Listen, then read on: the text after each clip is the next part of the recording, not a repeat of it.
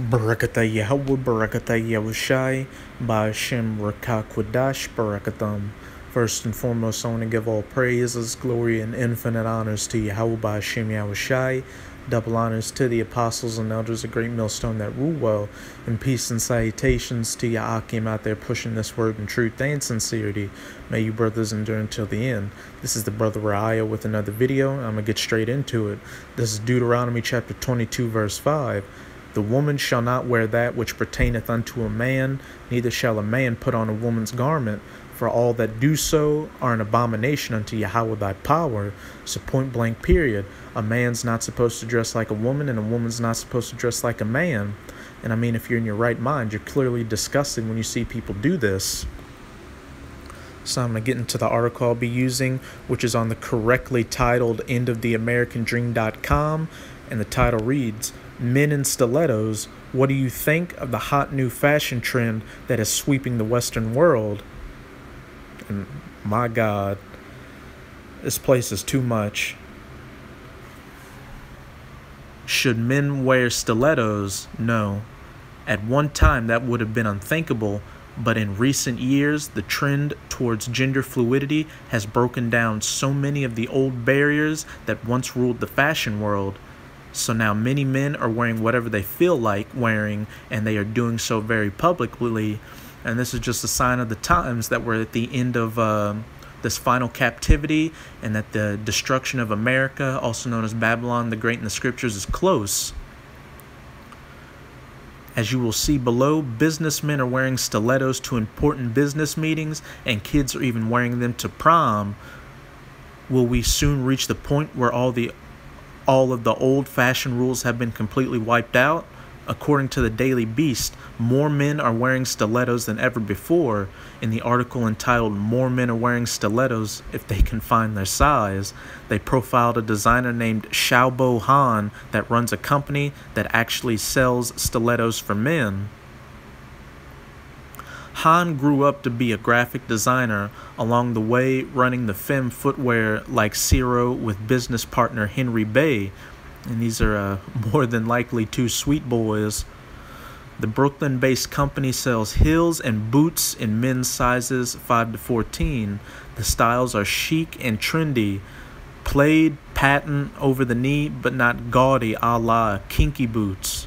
Whether a customer is male, trans, or non-binary, which pretty much means a man that's confused. There's no such thing as a man who thinks he's a woman or what have you, or a man who thinks he's a cat or a dolphin. You're a man. You were born what you are. The same with women. That's just the complete madness that these Edomites, or so-called white people, are pushing onto the world. The mission of Ciro is to promote femininity and encourage a fluid sense of style and confusion. And Han's company doesn't just cater to adults. Here we go. When kids need stilettos for various events, Han is thrilled to be able to service them. Further pushing that pedophilia agenda, because I mean, only a creep wants to see a little kid in grown-up clothes like heels or a dress, and even that, to see a little boy dressed like a girl. Just complete madness. That's why this world needs to be cleansed with those nuclear missiles. It's fucking disgusting. We get emails where kids are saying how grateful they are to discover us, which is really heartwarming, Han said. They tell us that they're wearing them to prom or to a wedding. Those spaces are so gender conforming, so it's nice to provide them a way to express themselves and challenge norms. And I mean, if you're a person that sees kids do this at a wedding or whatever cultural event, and you just accept it, I mean, you're going to get destroyed. It's point blank period. You're either for the laws of Yahweh Ba'ashem Yahushai or you're not.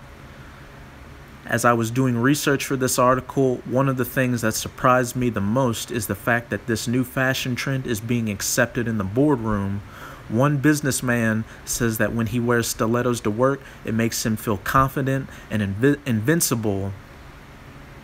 I'm gonna show this real quick. I mean, I got a little laugh out of it, but it's just too ridiculous. And I mean, there we go. Who is that? Esau, the so-called white man. the man that you so-called Negroes, Latinos, and Native Americans follow after to get all your life advice from, which is a reason why you 2/3, you just need to die so you can be reborn in the kingdom righteously. Because, I mean, look at look at this. I'm just play a little clip of this video. It's beyond madness. Ashley works in the insurance industry. This is what he wears to work, a classic suit, shirt and tie. But at ground level, Ashley stands out from his corporate peers. I don't see how me wearing a pair of men's work shoes is any different. And by his countenance, you can tell he's a sweet boy, because you Edomites, that's what you are at your core. You're either a homosexual or a lesbian. To me, wearing a pair of heels. He might rock these 6-inch stilettos now, but until a year ago, Ashley had... Alright, that's enough on that. A man shall not wear that which pertaineth to a woman, and a woman shall not wear that which pertaineth to a man. So I went to a shoe store, tried them on, and it was as if a light bulb just switched on. And real quick, that just goes to show that the Bible's not a so-called white man's book, because these Edomites are all about this weirdo lifestyle, so why would they write a book against it? You gotta use some critical thinking. I felt confident, I felt invincible, I felt empowered, like I could take on anything and do whatever I wanted. That do as thou wilt Aleister Crowley spirit. I knew I was going to wear them to work, so I wasn't really asking permission. I was telling her this is what I'm doing, but it was a little bit scary. A lot of people have a work identity than a home identity, but I don't feel the need to be different in the office. And here we go. Of course, it isn't just stilettos that men are wearing these days. Not too long ago, Tom Brown came out with an entire line that featured skirts, dresses, and high heels for men. If you have not seen what I'm talking about, you can view photos of this line right here, which, I mean... If you brothers want to see that, I'll let you go to this article and look at it for yourself. For Tom Brown, the time has come to break all the rules. Gender fluidity in style is no longer a thing for only women, but men too. I'm going to skip around this a little bit. Skip this. It is hard to imagine that too many men would want to wear rompers, and that is doubly true for the company that put out a line of lace shorts for men. Soon they're going to have lingerie for men if this place was allowed to go on for that much longer. We live at a time when the fashion world, along with almost every other segment of society, is going completely and utterly insane because the world has been given into the hands of the wicked, which we know the wicked are the Edomites, or the so-called white people, as pursuant to Malachi 1 verse 4. I'm surprised with this picture of a business suit right here, they don't have a woman wearing that business suit. Being a man is being completely redefined, and the old ways of being a man is now considered to be toxic. In fact, many colleges are now holding workshops on toxic masculinity. But I can't say that I hate to break it to you, but only masculine men are going to make it on those chariots if they're of that elect number. No effeminate men are going to be on those chariots, which brings me to 1 Corinthians 6 verse 9, showing that you have to be a masculine man in this truth. You have to gird up your loins like a man. Know ye not that the unrighteous shall not inherit the kingdom of the Most High? And that includes men that wear women's garments and women that wears men's garments, because that goes completely against the scriptures. Be not deceived, neither fornicators, nor idolaters, nor adulterers, nor effeminate, nor abusers of themselves with mankind. So they mention it 2 times, showing how important it is, how you're not supposed to be a weak homosexual. And when we go into the Strongs for that word effeminate, let's see what we get.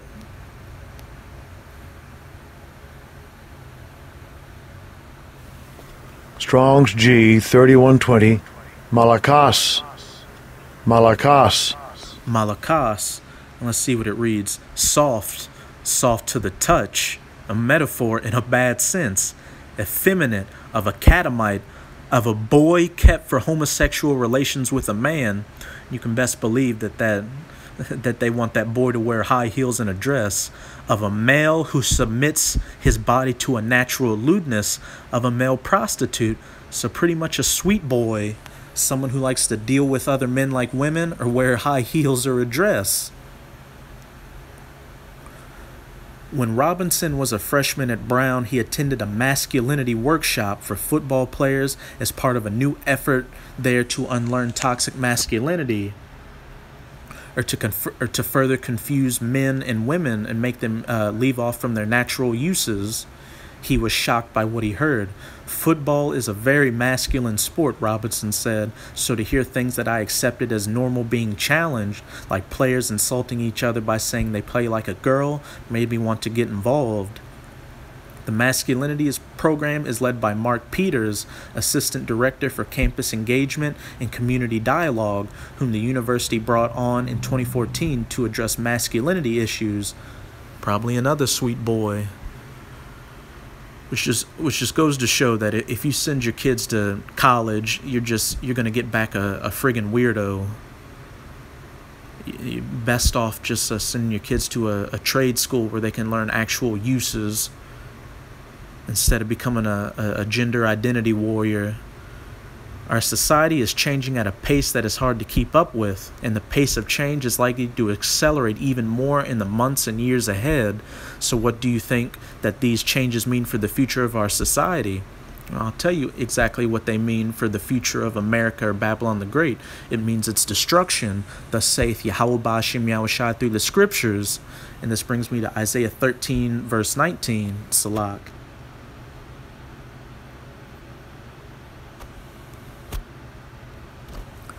And Babylon, the glory of kingdoms, the beauty of the Chaldees' excellency, shall be as when the Most High overthrew Sodom and Gomorrah. And what was going on in Sodom and Gomorrah?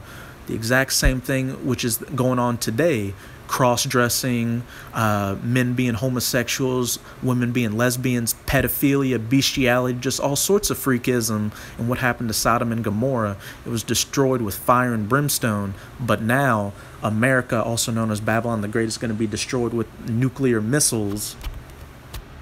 That modern fire and brimstone. And I'm going to close it off with Jeremiah chapter 50, verse 39 through 42. Therefore, the wild beasts of the desert with the wild beasts of the islands shall dwell there, and the owls shall dwell therein, and it shall be no more inhabited forever, neither shall it be dwelt in from generation to generation. Because when those nuclear missiles from all these other countries, as well as the so-called laser beams from the chariots of the Most High, hit America, also known as Babylon the Great, it's going to turn this place into a wasteland from sea to shining sea, to where only wild beasts will dwell there, and it's going to be an eternal memorial of what a wicked rulership looks like and what the consequences are for running the world wickedly are. As the Most High overthrew Sodom and Gomorrah, again mentioning Sodom and Gomorrah, and the neighbor cities thereof, saith Yahweh, so shall no man abide there, neither shall any son of man dwell therein. Behold, a people shall come from the north, and a great nation, and many kings shall be raised up from the coasts of the earth. And that people from the north is speaking of Russia, who's going to have all these other nations join in shooting nuclear missiles onto the United States, such as China, Iran, North Korea, Pakistan, India, as well as the United States' allies, which are going to turn against it, such as the countries of NATO and Europe, as well as South Korea and Japan, or what have you. They shall hold the bow and the lance, and that's speaking of those intercontinental ballistic nuclear missiles, because nuclear missiles are described symbolically in the scriptures as arrows, flying swords, and here bows or lances. They are cruel and will not shew mercy. Their voice shall roar like the sea, and they shall ride upon horses, everyone put in array like a man to battle against thee, O daughter of Babylon. So it's about to be lights out for America, also known as Babylon the Great in the scriptures. So brothers, as you can see, we're getting closer and closer to the end. So just push this word as hard as you can.